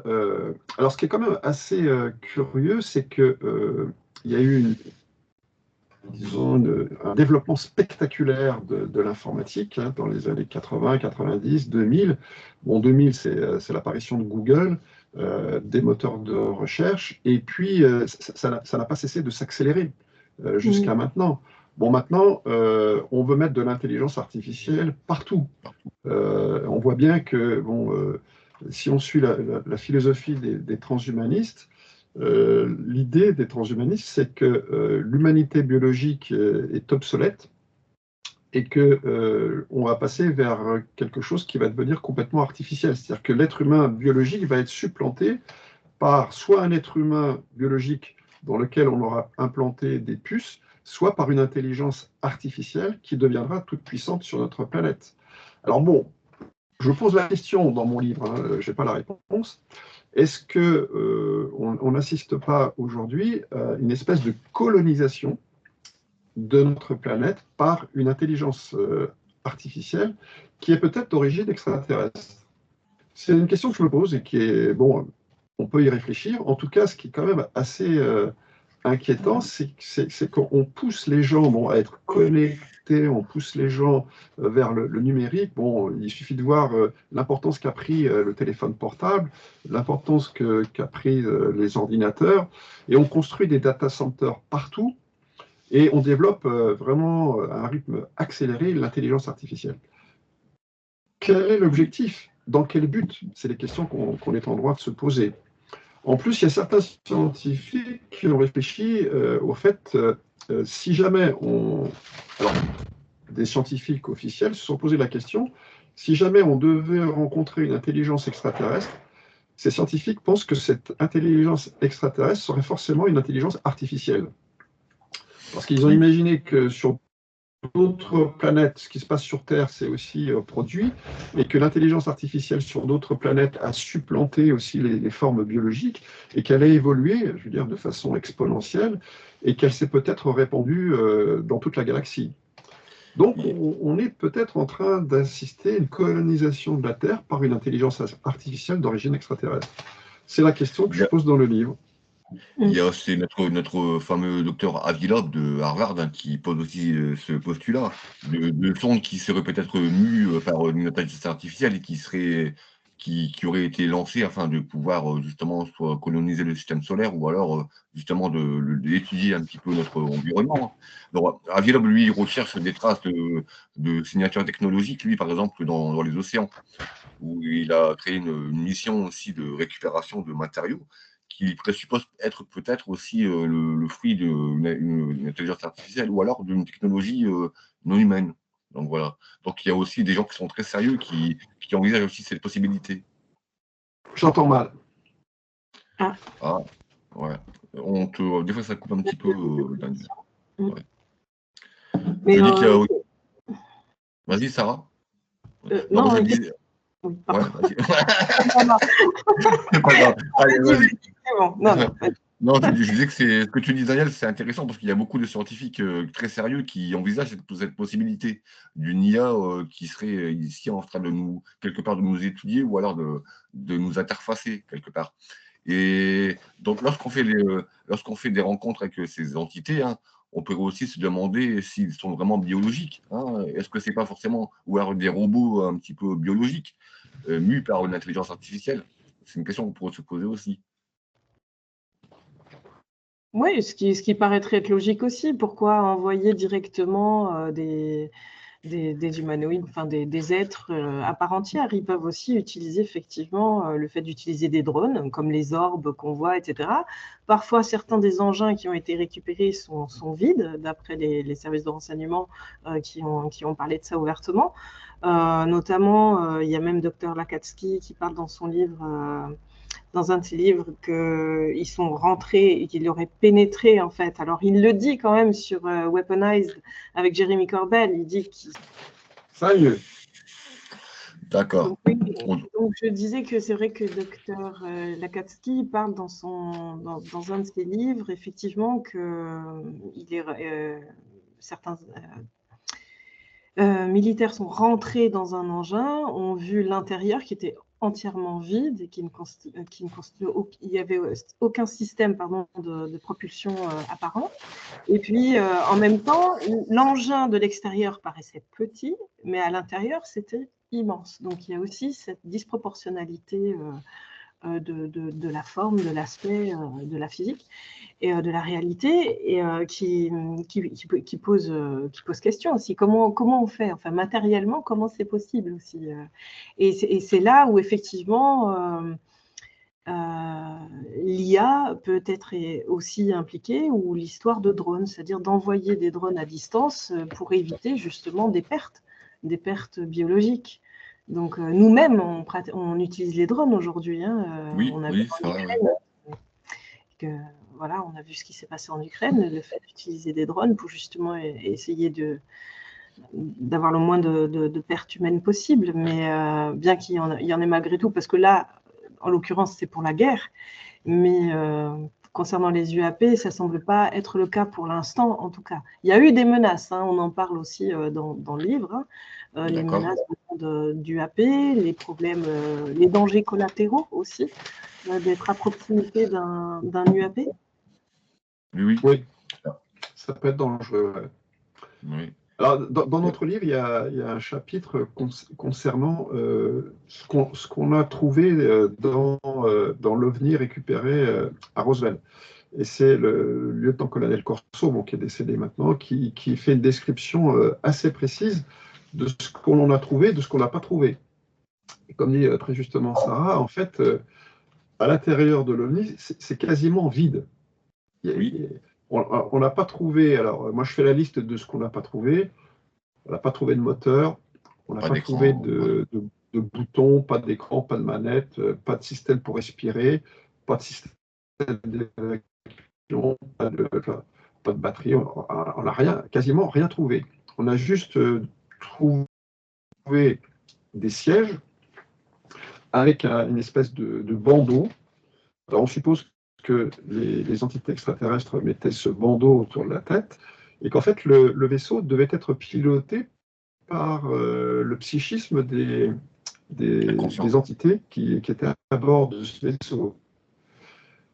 Et on a trouvé aussi une espèce d'échancrure, et ces échancrures correspondaient à une main. On peut supposer que le vaisseau était piloté par les mains des entités, et avec ce bandeau. Et donc, il y avait une espèce d'interface entre le psychisme de l'entité et le vaisseau. Et en fait, le vaisseau, la totalité du vaisseau en lui-même était le moteur. C'est-à-dire que les matériaux utilisés, ce que disait Sarah, les métamatériaux utilisés dans la coque de l'OVNI, les militaires américains qui ont commencé à étudier ces carcasses d'OVNI ont été confrontés à quelque chose de totalement nouveau. Bon, nous, nos avions, il faut des ailes, un moteur, des circuits, etc., des manettes, des boutons. Et là, dans les OVNI, il n'y a rien de tout ça.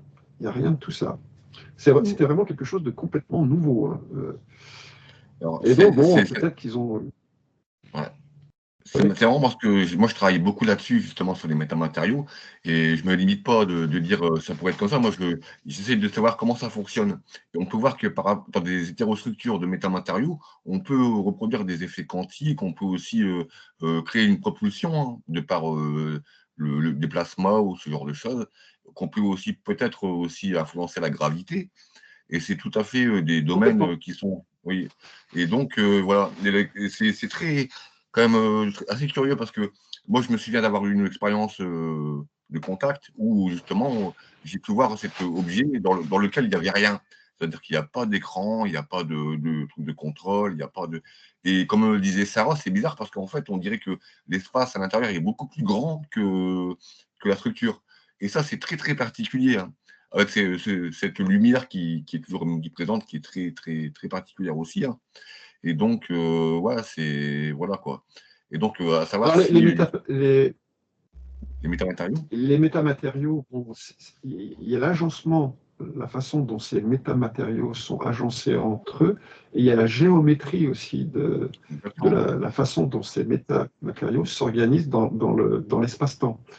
Et en fait, on s'est aperçu, il y a eu des expériences qui ont été faites, les ovnis sont capables de manipuler l'espace-temps. C'est-à-dire non seulement la gravité, mais aussi l'espace-temps. C'est-à-dire que lorsqu'un ovni fonctionne, il est capable de créer autour de lui une modification locale de l'espace-temps. Et ça pourrait expliquer beaucoup de choses, notamment certaines expériences que vivent les témoins, par exemple. C'est ça, Ce oui. qu'on appelle aussi l'effet Oz. L'effet Oz, ce qu'on connaît bien avec Sarah, je pense qu'on Tout à a fait. beaucoup connu cet effet Oz. Ouais, c'est particulier. C'est vrai que voilà, quoi, l'espace-temps, bien sûr.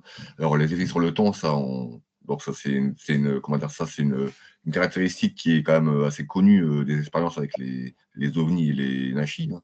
Et donc oui, on pourrait très bien, comment dire, se demander comment est-ce que cette modification de l'espace-temps est possible.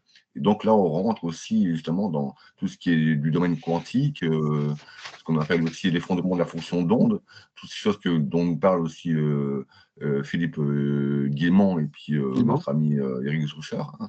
Donc on en est là actuellement. Voilà. Maintenant, il reste à savoir comment ça fonctionne. Il y a un point qui est aussi intéressant à noter, j'en parle dans le livre. Donc on n'a rien trouvé, quasiment rien trouvé dans le vaisseau. Par contre, ce qu'on est à peu près sûr, c'est que à partir du moment où l'entité se met dans le vaisseau, s'assoit sur son siège, met ce bandeau, il y a une espèce de fusion entre l'entité et le vaisseau. Oui. C'est-à-dire que, nous, il y a toujours une distinction entre celui qui pilote la machine et la machine elle-même, alors que avec les ovnis, lorsque le pilote l'ovni, il ne fait plus qu'un avec la machine. Voilà. C'est-à-dire que la machine obéit quasiment instantanément aux ordres psychiques donnés par l'entité qui pilote l'OVNI. Et ça, c'est intéressant parce que, en fait, ça pourrait expliquer certaines caractéristiques des pans. Par exemple, le fait qu'un pan est capable de se déplacer rapidement d'un endroit à un autre. Et ça, qu'est-ce qui est capable de le faire? C'est la pensée. Voilà. Lorsque je dis, par exemple, donc si la machine obéit à la pensée, l'OVNI, qui est en symbiose avec le psychisme de l'entité, va directement à cet endroit. Alors ça peut nous surprendre, mais pour une technologie qui aurait des milliers, des millions, voire des millions d'années d'avance sur nous, c'est tout à fait possible. Il y aurait une symbiose, l'OVNI ferait corps avec le pilote de la machine. Donc oui, on parle là. Ils anticipent le mouvement en plus. C'est vrai que Dave Fravor dit bien que lorsqu'il y a plusieurs kilomètres/heure dans son avion de chasse, il se retrouve face à ce tic-tac qui va anticiper ses mouvements. Il va penser aller à gauche, le tic-tac qui est avant lui. Il va penser aller à droite, le tic-tac qui est avant lui. Oui, tout à fait. Donc c'est assez déconcertant pour eux. Ça, c'est sûr. En 2004, par exemple, le tic-tac s'en va à une vitesse fulgurante et il se retrouve à 60 miles exactement au point de se retrouver le point de ralliement des avions. Quoi. Donc, l'engin a anticipé, il connaissait le point de ralliement de l'escadron des avions de chasse. Et ça, c'est fou quand même. Donc, comme disait... Que l'histoire Psyonix au jour d'aujourd'hui, qui dit qu'on peut prendre le contrôle éventuellement d'un orbe ou d'un de ces engins, doit découler d'une autre forme de physique ou d'autre chose, parce que j'imagine mal à l'heure actuelle l'humain qui puisse diriger ou prendre le contrôle d'un de ces engins. Quand on voit leur performance, c'est impossible. Je pense qu'il faut creuser. Je pense que, en fait, la technologie des ovnis se situe à plusieurs niveaux.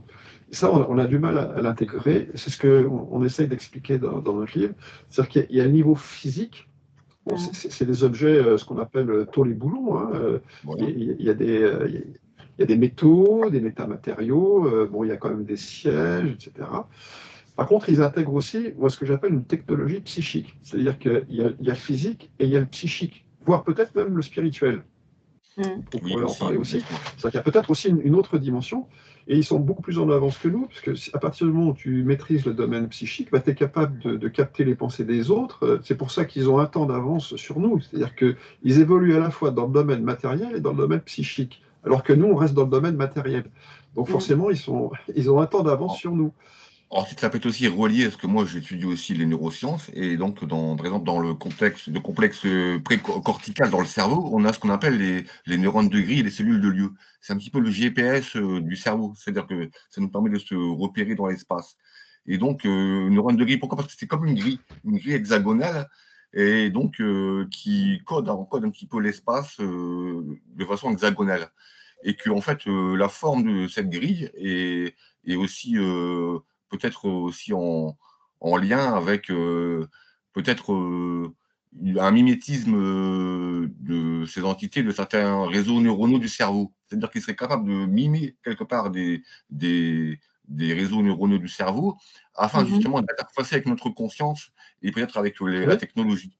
Oui, voilà, tout à fait. Ouais. Donc là, Ouais, on est effectivement, ils peuvent effectivement interagir avec notre conscience directement et nous faire voir peut-être aussi certaines réalités. C'est-à-dire que, oui, nous, on découvre au XXe siècle, les anciens le savaient déjà, c'est-à-dire que l'univers, ce n'est pas uniquement un univers matériel. Il y a plusieurs niveaux de réalité. Et la science matérialiste du 19e et 20e siècle s'est cantonnée à étudier le monde matériel. Mais les civilisations évoluées ont étudié aussi les autres niveaux de réalité. Et ça, on le redécouvre. On le redécouvre avec les ovnis, en étudiant les ovnis. Bien sûr, bien sûr.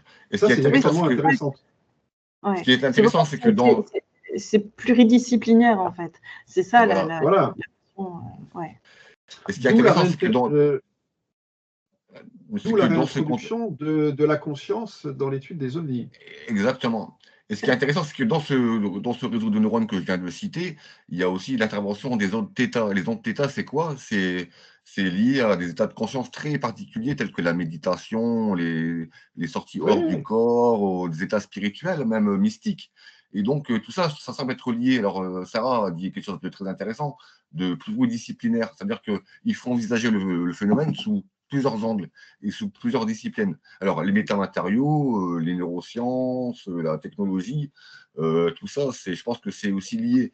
Et c'est ce qui rend aussi la chose très complexe à envisager, parce qu'il faut vraiment pouvoir relier tous ces domaines-là afin de pouvoir s'approcher un petit peu de comment est-ce que ça pourrait fonctionner, quoi. Ah, tu as mis le doigt sur quelque chose d'extrêmement important. C'est pluridisciplinaire, l'étude des ovnis. Oui, mais c'est justement ce qui fait la complexité du sujet. Mais c'est aussi ce qui fait le sujet et qui le rend extrêmement passionnant aussi. Ah oui, extrêmement passionnant. Parce que qu'il y a un côté qui sombre, un côté qui fait peur, un côté terrifiant dans les abductions, dans les mutilations animales, ou dans les cryptides, ou dans toutes sortes de choses, ou d'interactions, et de rencontres rapprochées. Beaucoup de gens sont terrifiés, etc. Mais en même temps, ça a permis aussi à ceux qui ont eu des rencontres rapprochées ou de s'intéresser au sujet à développer aussi des domaines qu'ils n'auraient peut-être même pas développés ou étudiés. Et donc, ça a un côté extrêmement positif aussi, malgré tout. Moi, je le vois bien, hein, si je suis dans tout ça, si j'enquête, si je rencontre tous ces gens et fais toutes ces collaborations, c'est dû à ça aussi. Donc, ça permet aussi de s'élever aussi à ce niveau-là, même spirituellement, à tout niveau. À tout niveau. Bien sûr. Je pense que ce que tu dis, Sarah, c'est... Voilà, ce que tu dis, Sarah, c'est vrai, parce que lorsqu'on a ces rencontres, lorsqu'on fait ces expériences-là, ensuite, ça impacte beaucoup sur notre vie et sur nos intérêts aussi. Hein. Moi, jamais sans ça, j'aurais pu m'intéresser aux neurosciences, à la technologie, à la physique quantique, à tous ces domaines-là qui étaient, enfin, au début, c'était pas du tout mon domaine, vu que moi, je suis diplômé en philosophie. Donc, on est très loin de la philosophie, quelque part. Mais, justement, ces contacts m'ont ouvert pas mal de portes et de fenêtres aussi. Je veux dire que malgré le côté, c'est vrai, terrifiant et qui n'est pas toujours très sympa dans ces rencontres-là, il y a aussi le fait que ça nous ouvre aussi beaucoup d'horizons. Voilà. Tout à fait, oui. Et je pense que dans l'avenir très proche, on va assister justement quelque part à des gens comme toi et moi, ou des gens qui ont eu ces expériences, qui vont peut-être aussi être beaucoup plus impliqués dans le discours sur le phénomène ou dans l'étude du phénomène, parce que je pense aussi que c'est aussi une volonté de ces intelligences. Alors, je ne sais pas comment expliquer ça, mais je pense que quelque part, ces intelligences veulent aussi nous impliquer dans tout ça. Je ne sais pas si tu as la même perception que moi, Sarah ou Daniel. Oui, visiblement, comme dirait Jacques Vallée, une fois de plus, on fait peut-être partie de ce qu'il appelait un système d'apprentissage. Exactement. C'est-à-dire que le phénomène ovni, depuis la plus haute antiquité jusqu'au XXIe siècle, en fait, petit à petit, nous amènerait une espèce d'acculturation de sa présence, avec, en y allant extrêmement progressivement et de façon extrêmement dosée. Les gens disent, mais si les ovnis existent, pourquoi ils ne se manifestent pas, je ne sais pas, place de la République ou... Oui. Non, en fait, ils veulent... Alors, ils l'ont fait en 1952, hein, au-dessus oui, au-dessus du Capitole, ouais. Mais ils n'ont pas atterri, il n'y a pas eu des entités qui ont débarqué, etc. En fait, c'est un système qui est extrêmement subtil. Et quand on regarde l'évolution des idées, ne serait-ce qu'au XXe siècle, au XIXe siècle, on ne parlait pas d'extraterrestres, on ne parlait pas d'ovnis, on ne parlait pas de planètes, d'exoplanètes, etc. Et au XXe siècle, ce sont des sujets qui sont centraux dans nos sociétés. Donc, il s'est quand même passé quelque chose. Et ça, petit à petit, alors c'est toujours un petit peu en marge de la culture officielle, mais ça fait son chemin. Et maintenant, on voit des scientifiques tout à fait mainstream, on va dire, qui s'intéressent à ce sujet. Donc, les idées évoluent. Alors, vers où est-ce qu'on va? Je pense qu'on va vers une espèce de contact ouvert entre l'humanité et puis d'autres intelligences exogènes. Voilà. Ça semble être l'objectif de ce programme d'apprentissage. Et lorsqu'on parlait tout à l'heure justement on a l'impression qu'on se dirige vers un événement, on ne sait pas c'est quoi exactement, même quand on est en contact avec ces intelligences, mais peut-être que cet événement, c'est ça en fait, hein. C'est un contact ouvert avec ces intelligences, et que peut-être que le titre du livre d'Elizondo est aussi bien choisi dans le fait que c'est imminent. Alors peut-être qu'on s'en rapproche de plus en plus. Et donc voilà, est-ce que peut-être que toute cette divulgation-là qui est en train d'être opérée de façon programmée, il semblerait, nous amène invariablement vers cet événement. Oui, c'est-à-dire qu'il y a une prise de conscience imminente aussi par rapport à ce sujet, mais de manière mondiale. Oui, voilà. Tout à fait, oui. C'est évolutif. Ah bah on peut pas nier que c'est un phénomène mondial, de plus en plus. Ouais. Par contre, j'ai l'impression qu'il y a des forces qui résistent à l'intérieur peut-être des gouvernements et des systèmes militaires qui résistent à cette divulgation et au fait que... Parce que ça peut être dangereux pour les institutions. Imagine qu'on soit en contact avec une intelligence supérieure intellectuellement et spirituellement. On remettrait en cause toutes les institutions militaires. On dirait, mais on n'a plus besoin de faire la guerre. Les institutions peut-être religieuses, à quoi servent les religions? Tu vois, ça pourrait remettre en question tout un système qui a été bâti par l'humanité. Donc, pour certaines personnes, c'est peut-être très dangereux. Aussi, bien sûr, oui. Ouais, donc, oui, quand tu parlais de la religion, c'est clair que ça peut faire aussi beaucoup de mal, dans le sens où voilà, il y a une résistance de par justement peut-être des institutions qui vont être remises en cause. Alors, il semblerait qu'il y ait des révélations qui vont être faites bientôt, justement, dans ce sens-là, qui viendraient de l'Égypte, avec la découverte d'une autre voile des rois, avec la découverte un peu de tombeaux un petit peu particuliers, hein. On parlait d'identifier des prophètes. Alors, j'en ai parlé dans un article, mais il semblerait qu'on se dirige également vers des découvertes qui liées justement à l'histoire de l'humanité, qui vont peut-être remettre en cause un petit peu ou en question l'âge de la civilisation, et aussi peut-être des éléments qui sont liés aussi à la religion. Oui, après ça, il y a des prophéties, il y en a eu de tout temps, et je pense qu'il faut faire très attention avec ça et rester très prudent. Encore une fois, il y a des prophéties aussi qui viennent du Pentagone, justement, enfin du côté de la NASA ou des services de renseignement américains, encore une fois, et donc à prendre avec des pincettes, évidemment, parce que voilà, ça vient de ces institutions, et puis surtout qu'on voit qu'il y a aussi, qu'on parlait de l'aspect religieux. Il y a aussi des fondamentalistes religieux au sein du Pentagone qui sont contre la divulgation, qui pensent qu'on a affaire à des démons, d'autres à des anges, d'autres à d'anciens dieux aussi, dont on va parler aussi dans le deuxième tome. J'en parle un peu dans le livre là, qu'on a écrit. Mais c'est vrai qu'il y a aussi cet aspect à prendre en compte. Oui, Daniel? Oui, non, ce que tu dis est très juste. À propos des évangélistes, il y a toute une frange de ce courant qui pense que les ovnis, ce sont le diable et les démons. On pourrait le penser, d'ailleurs. On pourrait le On penser, pourrait le penser, c'est vrai. vu ce que certaines personnes ont vécu au travers de rencontres rapprochées. On peut effectivement penser qu'on pourrait avoir affaire à des démons. Affaire à des démons, ouais, c'est vrai. Ouais, Alors, c'est- je pensais, ce qui est intéressant, c'est le lien entre les ovnis et le religieux. Et on voit nettement ce lien à Fatima. Donc moi, j'ai un petit peu creusé le sujet. Et effectivement, Fatima, ça s'est passé entre 1915 et 1917. Il y a eu des apparitions d'entités féminines qui ont été assimilées par l'Église catholique à la Vierge Marie. Et Fatima est devenue un lieu de pèlerinage marial, où il y a eu, au moment des apparitions, où il y a encore des guérisons. Donc, voilà, il y a un lien quelque part entre les apparitions d'ovnis et puis le phénomène religieux. C'est pas forcément, je dirais, antinomique ou opposé, tu vois. On peut même imaginer qu'à l'origine des religions, il y ait peut-être des représentants d'entités exogènes. Pourquoi pas? Parce qu'avant, on appelait ce qu'on appelait les dieux, ce qu'on appelait les dieux avant. Hein. C'est ce que dit Diana Pasulka, celle qui s'occupe justement de toutes les études religieuses sur l'Ancien Testament, etc. Exactement.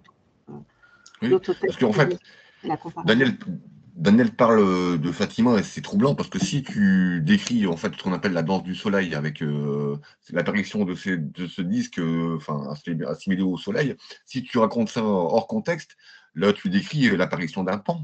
Tu vois, exactement. Si on prend le sujet, si on aborde le sujet de manière neutre, sans y impliquer de croyance, effectivement, on peut l'assimiler à un sujet pan. Ouais. Ah oui, tout à fait, oui. Lorsqu'on reprend les témoignages des gens, alors le 13 octobre 1917, c'est-à-dire la dernière apparition de l'entité, le 13 octobre 1917, à midi, alors il pleuvait, tombait des cordes, et brutalement à midi, le ciel s'est éclairci.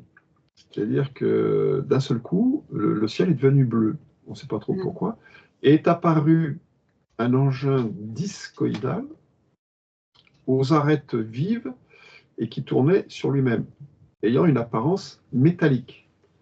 Bon, ça ressemble furieusement à ce qu'on appelle aujourd'hui une soucoupe volante, quoi. Et cet engin qui devait mesurer peut-être 100 ou 200 mètres de diamètre, c'était quelque chose de gigantesque. Ah oui, à tourner sur lui-même, à projeter sur la foule des lumières rouges, bleues, vertes, multicolores, etc. Donc c'était un spectacle absolument fantastique. Ça a duré une dizaine de minutes. L'OVNI a semblé s'écraser sur la foule, donc les gens ont eu peur. Après, il est remonté. Et lorsque le phénomène a disparu, le sol était complètement sec, les gens étaient séchés, alors qu'avant, il avait plu, le sol était mouillé, les gens étaient mouillés, etc. Donc il y a eu une espèce de phénomène thermique qui a séché le sol, et il y a eu aussi des guérisons. Alors ça, c'est quand même assez curieux. Des gens qui étaient venus là croyant avoir affaire à la Vierge Marie, il y a eu des gens, des handicapés, et il y a eu des guérisons quasiment instantanées. Donc alors, ça aussi, ça fait partie du phénomène. Peut-être que ça s'expliquerait peut-être aussi par rapport aux certaines, aux certaines ondes, ou alors ce qui a été aussi qui émanait du véhicule. Hein. On parle beaucoup de micro-ondes pulsées à proximité des UAP, ce genre de choses. Et donc, peut-être que c'est aussi dû justement à l'énergie qui émanait de l'objet. Qui a peut-être. Il y a eu des guérisons. Ouais. Quelquefois, il y a des guérisons, puis il y a aussi quelquefois des problèmes. Oui, alors, de santé. On sait effectivement qu'il peut y avoir une interaction physique aussi avec le phénomène, et donc il va y avoir une forme soit involutive ou évolutive, tout dépend de ce qu'on va vivre avec le phénomène. C'est Gary Nolan qui en parle d'ailleurs très bien, de cette fameuse glande entre la coudée et le putamen, qui en fin de compte va apparemment créer des connexions neuronales qui vont faire d'une personne, qui vont permettent une intuition surdéveloppée, en fin de compte, et ce serait dû à une rencontre rapprochée. Mais il y a aussi des cas involutifs aussi, puisqu'il y a aussi des cas malheureusement irréversibles au niveau du cerveau de certains pilotes. Hein. Puis il en a parlé, j'en parle d'ailleurs dans le livre, donc je laisserai les gens découvrir cette étude aussi. Mais c'est très intéressant, on voit qu'il y a effectivement... Il peut y avoir des cas de guérison. On a le cas de Chris Bledsoe, qui fait partie de la divulgation américaine à l'heure actuelle, à prendre avec des pincettes évidemment, parce que comme toujours, il faut faire attention à ce qui sort des services de renseignement. Mais c'est vrai qu'il a interpellé beaucoup de services de renseignement, vraisemblablement, la NASA aussi, et il a eu effectivement un cas de guérison, puisqu'il avait la maladie de Crohn, et il a été guéri instantanément. Alors que normalement, ça ne se guérit pas, le Crohn, c'est un truc qui ne se guérit pas. Hein, voilà. Après, tu as d'autres personnes comme moi qui ont connu les deux, c'est-à-dire qu'à la fois un développement de l'intuition, mais aussi de ce qu'on appelle l'intelligence émotionnelle, et d'un autre côté, des problèmes de santé qui sont liés à des troubles neurologiques. Moi, je vis ça actuellement, donc voilà, quoi, ça peut être aussi les deux, malheureusement. Après, c'est ce que j'ai dit peut-être dans l'introduction de notre livre. Lorsqu'on parle des UAP et des ovnis, on a forcément affaire à quelque chose de complexe et on n'a pas de réponse simple par rapport à ce qui se passe.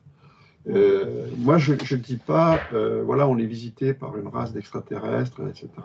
On a affaire à quelque chose qui prend des formes extrêmement variées. Peut-être qu'on a affaire à différents types d'entités qui viennent d'origines complètement différentes, ce qui pourrait expliquer, si tu veux, la diversité des phénomènes et parfois le fait qu'on a affaire à des choses qui paraissent totalement opposées. On a d'une part des guérisons et d'autre part aussi, on a des gens qui peuvent mourir après avoir rencontré un ovni. Donc, comment concilier les deux? Donc, toi, il faut rester toujours extrêmement prudent. Il n'y a pas d'explication simple au phénomène ovni. Ça n'existe pas, je n'en connais pas. C'est sûr. C'est clair, et ça c'est bien de le préciser parce qu'en fait, il y a tellement de gens qui prennent des raccourcis dans ce domaine-là, qui apportent des théories sans vraiment avoir d'éléments, et c'est bien de le préciser, de dire que même des gens comme nous qui ont des contacts, qui ont eu des contacts avec cette intelligence, n'ont pas de réponse à apporter définitive. Au contraire, on a beaucoup plus de questions que de réponses, et il faut être aussi... Plus on creuse et plus on a de questions. Hein, plus on a de questions.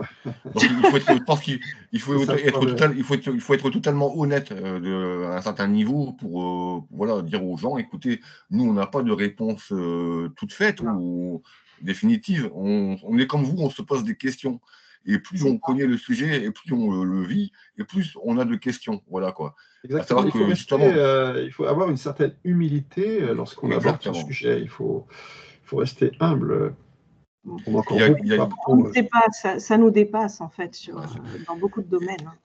Et comme ça touche la conscience, et puis comme ça interface la conscience aussi, donc il y a aussi peut-être aussi une certaine forme de manipulation derrière tout ça, donc il faut vraiment être prudent. Hein. Alors est-ce que ce qu'on voit c'est réel? Oui, parce qu'on vit quelque chose, mais est-ce que ça a la forme et la réalité telle qu'on la voit? C'est pas sûr. Et donc il faut être vraiment extrêmement prudent et aussi humble, comme vous dites tous les deux, face au phénomène. Et donc sinon, on rentre dans des travers. Le phénomène en lui-même impose une forme d'humilité automatiquement. Oui. Alors, tout à fait. On est complètement démunis la plupart du temps. Moi, je suis en train d'écrire un livre justement sur la sémiologie et les pans. C'est-à-dire que derrière ces manifestations, il semble y avoir un langage, un métalangage. On parlait de métamatériaux, mais il y a aussi un métalangage. À savoir que peut-être qu'on n'a pas encore compris. Comme le dirait Éric Zurcher dans une émission, il disait que peut-être que le phénomène nous a tout dit, mais on n'a pas compris, on n'a rien compris. Donc, derrière ces manifestations, il semble y avoir un métalangage, une sorte de sémiologie. Et donc, moi, dans un livre que je suis en train d'écrire, je pars des travaux de Ferdinand de Saussure, qui est un linguiste, avec son cours de linguistique générale, et Roland Barthes, qui est un linguiste aussi suisse. Et donc, à partir de ces travaux-là, j'essaye de comprendre, ou alors de voir peut-être qu'il y a derrière le phénomène des pans, et derrière les contacts rapprochés, il y aurait peut-être aussi une forme de langage qu'on n'a pas encore compris. Tout à fait, tout à fait. Ah oui, il reste encore beaucoup de livres à écrire. On n'a pas fini. En fait, on n'a pas fini. Ce qu'on essaye de faire, c'est des recoupements, rester neutre aussi. On n'est pas là non plus pour rentrer dans un nouveau système de croyances. Bien au contraire, clair. Je pense qu'on a bien vu ce que le tort qu'a fait les religions justement. Donc on n'est pas. Le but, en fin de compte, c'est de rester neutre et d'essayer de voir le phénomène tel qu'il est et non pas comme on aimerait qu'il soit. Voilà. Et justement de différencier et d'apporter éventuellement pas forcément des éléments de réponse, mais des connexions entre certaines choses, etc., pour que d'autres puissent faire aussi leur propre recoupement et puissent réfléchir aussi sur le sujet, essayer de faire avancer le débat, en fait. C'est surtout ça, exactement. Voilà. Alors c'est pour ça que c'est important de faire des choses telles que vous faites aussi, c'est-à-dire de réunir des données tout simplement et de les partager avec d'autres personnes, d'autres chercheurs, ce qui permet aussi quelque part d'être voilà, de pouvoir avoir un catalogue le plus complet possible d'informations pour ensuite pouvoir les traiter. Hein. Sans les données, on n'a rien en fait sur le phénomène. Ce qui est important, c'est sont les données. Voilà, exactement. Quoi. De faire un peu un archivage aussi de ce qui a été dit, de ce qui a été écrit, pour qu'il y ait des preuves aussi de ce qui a été dit et qu'on puisse ensuite, que d'autres chercheurs puissent aussi faire des recoupements et pouvoir utiliser cet élément de réponse et se dire tiens, mais ce témoin, il a dit ça, ça pourrait. Exactement. Ça, etc. C'est une enquête, hein, c'est un puzzle à reconstruire. Une investigation, comme il y a l'UAP Investigation. Et donc, mais ce qui est aussi important, c'est de faire ça je fais de la pub, mais ce qui est bien aussi de faire ça d'après une approche interdisciplinaire. Et ça, c'est très important. Je pense que c'est vraiment l'essentiel du travail actuellement, c'est de pouvoir regrouper les domaines et puis les informations, de faire vraiment cet effort de croiser plusieurs disciplines. Parce qu'il semblerait que ça soit aussi qu'il y ait des relations entre différents domaines dans le phénomène. Et ce que je trouve super dans votre travail à tous les deux, c'est que vous êtes vraiment, vous allez chercher des informations qui sont très diverses et essayer de les regrouper. Et ça, c'est très bien. Vous parlez de la rétro-ingénierie, des groupes un petit peu occultes, de la technologie, des lanceurs d'alerte. Tout ça, c'est important. Il faut vraiment faire l'effort, je pense, de regrouper toutes les informations. Tout à fait. Et puis, il faut collaborer, partager l'information, collaborer au maximum. On ne fait rien tout seul. On fait rien. C'est vrai qu'on aurait pu écrire un livre chacun de notre côté. Bon, mais là, j'ai trouvé que c'était plus intéressant de partager ce qu'on savait. Et on va tout de suite, si tu veux, trouver nos marques. Et il n'y a pas eu de problème. Sarah est spécialisée dans un certain domaine, moi dans un autre domaine, donc ça a parfaitement fonctionné. Donc on peut très bien écrire un livre à 2, à 3 ou à plusieurs. Donc toujours dans l'objectif de partager l'information pour que les gens puissent réfléchir et éveiller leur conscience en lisant notre livre. Et donc, moi, c'est ce que je précise à chaque fois dans toutes mes interviews, dans toutes mes interviews, aussi dans toutes mes recherches, c'est qu'en fait, ce que dit Sarah, c'est important. Maintenant, parce qu'en France, il semblerait que dans le domaine de l'ufologie, il y ait beaucoup de luttes de clans, des choses comme ça, des guerres d'ego, on pourrait dire ça. Mais que maintenant, ça, c'est. C'est pas qu'en France. Regarde, aux États-Unis, ils se tirent dessus aussi, que ce soit en Angleterre, que ce soit en Italie, c'est partout. D'accord. Mais donc, je pense que ça, c'est contre-productif. Maintenant, il est temps de travailler tous ensemble. Oui, c'est tout le problème, en fin de compte. Le phénomène des UAP appartient à tout le monde. Tout le monde, voilà, exactement. Le monde entier. Et on travaille bien ensemble. Alors, moi, je sais que depuis que je travaille sur ce sujet, j'ai fait le choix de m'y investir, hein, de me dévoiler aussi, parce que c'est aussi, voilà, c'est pas toujours facile de se montrer avec son visage, son vrai nom, son vrai prénom, de parler d'expériences qui sont très intimes, pour dire ça, quoi. Mais on peut voir que depuis que j'y travaille, en fait, tout se met en place assez naturellement. Il y a Sarah qui, elle, est ma mine d'informations. Il y a Gilbert qui, lui, me partage son carnet d'adresses qui est très conséquent. Et à chaque fois que je suis allé voir un scientifique, il m'a toujours dit oui jusqu'à présent. Donc, on peut voir aussi qu'il y a un investissement aussi de part et d'autre qui fait qu'on est amené de plus en plus à travailler ensemble. Et je trouve ça très encourageant. Et je trouve que c'est vraiment… Ce qui me plaît, c'est même si on étudie des intelligences a priori non humaines, il y a une dimension très humaine derrière tout ça, qui me plaît énormément. Ah oui. Bien sûr. Tout à fait. Donc finalement, il faut être optimiste. Alors moi, il faut être optimiste par rapport à la recherche. Oui, oui, après, bon, c'est toujours pareil. On parlait d'ego. Bah, certaines personnes qui s'emparent de ce sujet pour se valoriser, pour essayer peut-être de gagner de l'argent. Bon, moi, j'ai jamais gagné d'argent avec l'ufologie, hein. J'en ai plutôt dépensé. Ça m'a coûté beaucoup de temps et d'énergie. Je ne suis pas devenu riche avec l'ufologie. Voilà. D'accord, ok. Alors, sauf si notre livre se vend à 100 000 exemplaires, là, d'accord. Oui, pourquoi pas. Là, tu es Mais vraiment. Alors, on croise les doigts. oui. Bah, alors, en tout cas, alors, est-ce que vous avez alors la date de parution, Alors, c'est en avril, c'est ça? En avril, la 7 date de avril, parution. 7 Le avril. 7 avril. Donc, Alors, je ne sais pas si je peux le dire, Sarah. vas-y. Normalement, il y a une version anglaise qui est prévue du livre.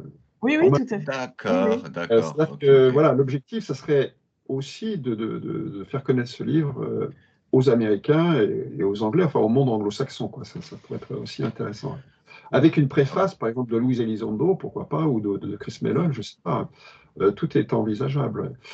oui. Parce que Sarah est parfaitement bilingue. Bon, Oui. donc Ouais, voilà. bah, oui. Elle m'a aidé à un moment dans une interview du professeur Strand du processus d'Allen, Euh, où j'avais demandé, Ouais, oui, après, donc, je t'ai pas trop aidé parce que finalement, tu te débrouilles très très bien. ah, C'était mais pas vraiment besoin de moi. mais mon accent n'est pas forcément le tien, Sarah, quand même, quoi. On va dire que, Ouais, bon, mais voilà, quoi. ça fait depuis l'âge de 17 ans que je parle anglais, donc forcément, Ouais, donc voilà, ça quoi. aide aussi, Ouais, quoi. ouais. oui. Mon mari est anglais, donc ça aide. Bon, en tout cas, super projet. Je pense qu'on va s'arrêter là et on va inviter aussi nos auditeurs et nos téléspectateurs aussi à acheter votre livre quand il va sortir. Alors moi, je ferai bien sûr de la pub pour cet ouvrage et donc j'ai aussi fait un article là, sur l'entretien qu'on vient d'avoir que je vais publier dans mon Substack comme à chaque interview en fait. Et donc, je mettrai aussi les renseignements et puis où on peut se le procurer. Donc, je pense que c'est aux éditions du Mercure Dauphinois, c'est ça? Dauphinois, Mercure Ouais. Ouais, Dauphinois, oui, tout à fait. Oui. Le 7 avril, il d'accord, sort officiellement le 7 avril, ouais. le 7 avril. Dans les Et donc, on meilleures reste. librairies. D'accord, ok. Alors, moi, je vais te poser une question, Daniel, vu que tu es là. Est-ce que tu souhaiterais faire une émission un jour sur justement les mutilations animales? Oui, avec plaisir, bien sûr. Ouais. D'accord, donc merci beaucoup. En tout cas, bon, moi, ça a été un plaisir de discuter avec vous. C'était très riche et vraiment très intéressant, hein. Donc, bon, on a eu quelques problèmes techniques, mais bon, je ferai un petit montage et puis qui va bien. Et puis, C'est voilà, quoi. les aléas Du Les aléas. direct. Mais biologiques. là, ça marche Ouais, super bien. ouais, voilà, quoi. Bon, en tout cas, merci à vous deux, hein, Sarah et puis Daniel, pour votre Merci. temps, vos Merci à compétences, et toi de puis m'avoir invité.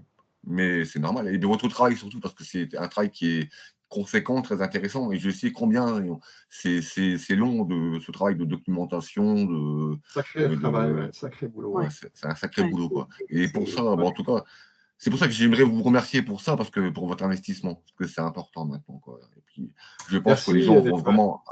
les gens vont vraiment adorer votre livre.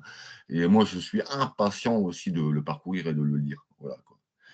Bon, bah, écoutez, Merci. mes amis, je vous souhaite Plaisir. une bonne journée. Et puis, je souhaite une bonne journée et tous mes Merci à vous. voeux à ceux qui nous écoutent, ceux qui nous regardent, hein. Et puis, donc, voilà, donc on se retrouve bientôt pour d'autres émissions dans UAP Investigation. Donc, il y en a beaucoup qui sont prévus. Donc, on vous réserve aussi un programme qui est assez conséquent. Donc, voilà, merci à ceux qui nous soutiennent, à ceux qui nous regardent, Merci. à ceux qui sont actifs dans mon groupe Facebook, à ceux qui lisent mes articles très pointus dans mon Substack.